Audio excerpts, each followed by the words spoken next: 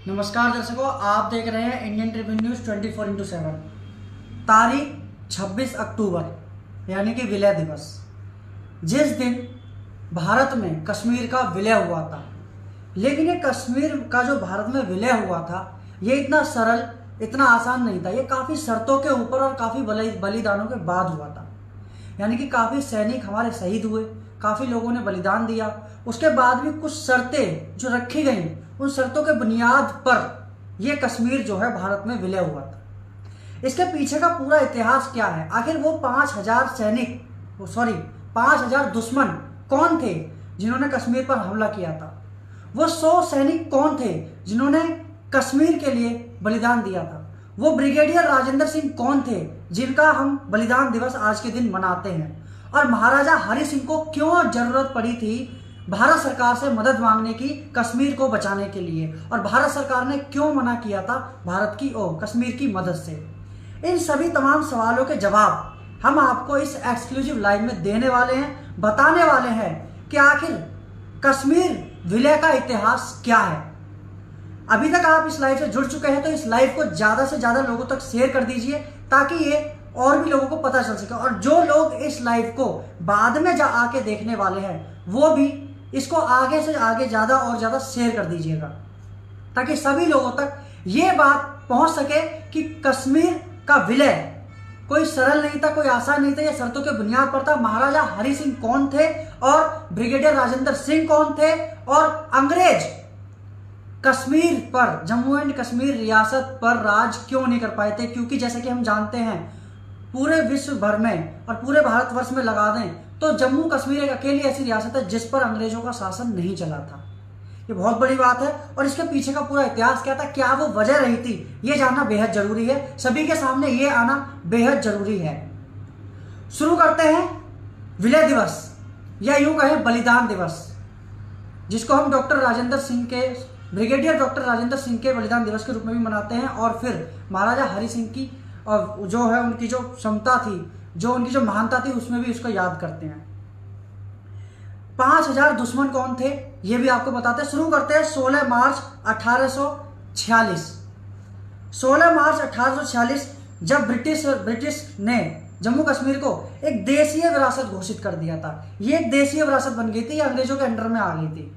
ये ना तो पाकिस्तान में थी ना भारत में थी, ये एक अलग कंट्री टाइप से इसको बना दिया गया था। तब महाराजा गुलाब सिंह ने इसको अंग्रेजों से खरीदा था। यानी कि समझिए कि जम्मू एंड कश्मीर को अंग्रेजों से खरीदा गया था। किसके द्वारा? महाराजा गुलाब सिंह के द्वारा। अब ये ओनली वन, यानी कि सिर्फ एक अकेली एक ऐसी रियासत थी जिस पर अंग्रेजों का शासन नहीं चला था। अब आते हैं महाराजा हरि सिंह, जो कि गुलाब सिंह के ही वंशज थे। जब 15 अगस्त 1947 को भारत आज़ाद होता है, अंग्रेजों से मुक्ति मिलती है हम सभी को, उस समय अंग्रेज बोलते हैं कि भौगोलिक नक्शे के आधार पर आप या तो पाकिस्तान में विलय हो जाओ या फिर भारत में विलय हो जाओ। ये बात कौन बोलते हैं? अंग्रेज बोलते हैं महाराजा हरि सिंह से जम्मू कश्मीर के लिए कि आप या तो पाकिस्तान से विलय कर लो या फिर आप भारत से विलय कर लो। लेकिन महाराजा हरि सिंह का साफ कहना था कि ना तो हम पाकिस्तान में विलय करेंगे, ना हम भारत में विलय करेंगे। उस वक्त वो स्विट्जरलैंड और यूरोप की तर्ज पर एक अलग कंट्री बनाने की मुहिम पर थे कि इसको एक अलग रियासत के तौर पर इसको विकसित किया जाए, इसको किसी के भी बीच में ला करके इसकी भद्द ना पीटी जाए एक तरीके से, कि पाकिस्तान में विलय हो तो ना किया जाए और भारत में भी ना किया जाए। इसको अलग तरीके से विकसित करके एक अच्छी रियासत के रूप में इसको बनाया जाए।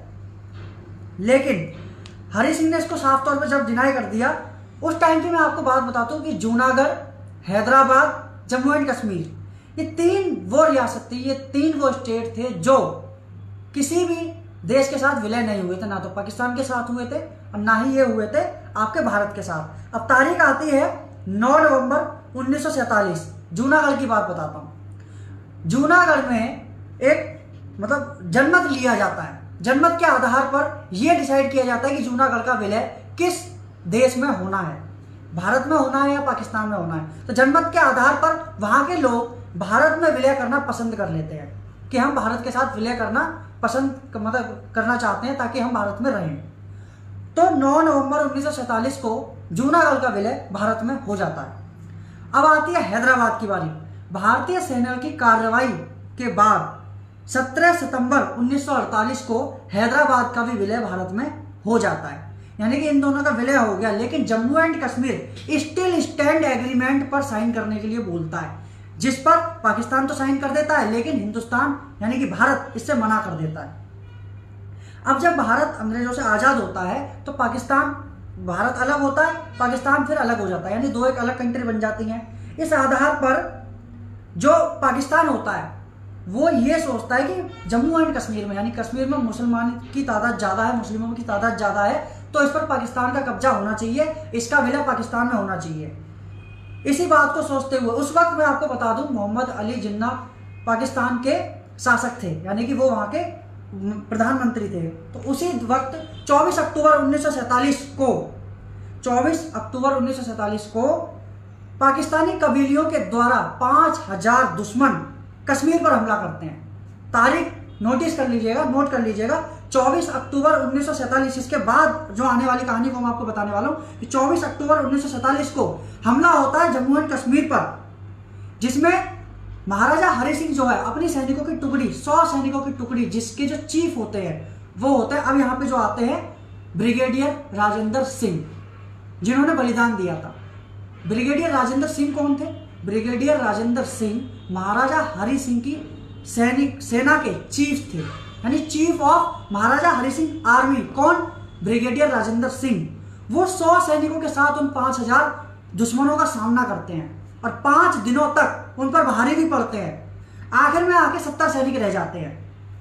तब महाराजा हरि सिंह भारतीय सेना से मदद मांगते हैं, यानी कि भारत सरकार से मदद मांगते हैं।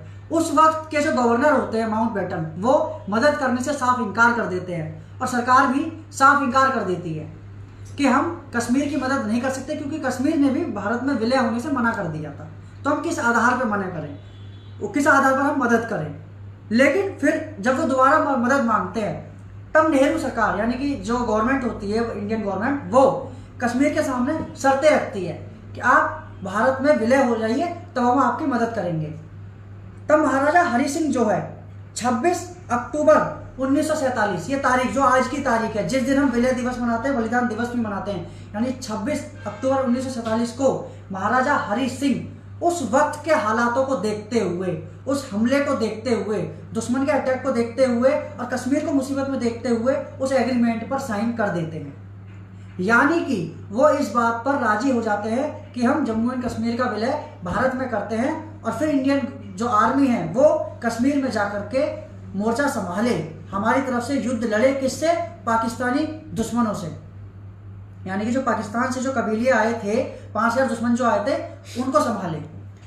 साइन होने के बाद उस एग्रीमेंट पे जब पेपर पे साइन हो जाता है, उसके बाद इंडियन आर्मी जाती है और उस मोर्चे को वो संभालती है, और फिर उसके बाद में वो वहां से उन कबीलों को खदेड़ देती है, जिसके बाद कश्मीर जो है पूरी तरीके से भारत में विलय हो जाता है। तो ये जो इतिहास था जो मैंने आपको बताया, जिस तरीके से हमने जाना कि कहां से ये पूरा मामला शुरू हुआ, कहां पे आके ये रुका और किस तरीके से इस पूरे घटनाक्रम में कितने लोगों की शहादत, कितने लोगों का बलिदान, कितनी शर्तें, कितनी बुनियादें और तमाम तरीके की चीजें रही, उसके बाद जाकर के कश्मीर का विलय भारत में होता है। तो ये थी पूरी जानकारी हमारी तरफ से। उम्मीद है आपको पसंद आई होगी। ऐसी और जानकारी के लिए हमारे चैनल को सब्सक्राइब कीजिए और वीडियो को लाइक कीजिए और ज़्यादा से ज़्यादा शेयर कीजिए। अभी के लिए इस रिपोर्ट में इतना ही। बहुत बहुत शुक्रिया, बहुत बहुत धन्यवाद।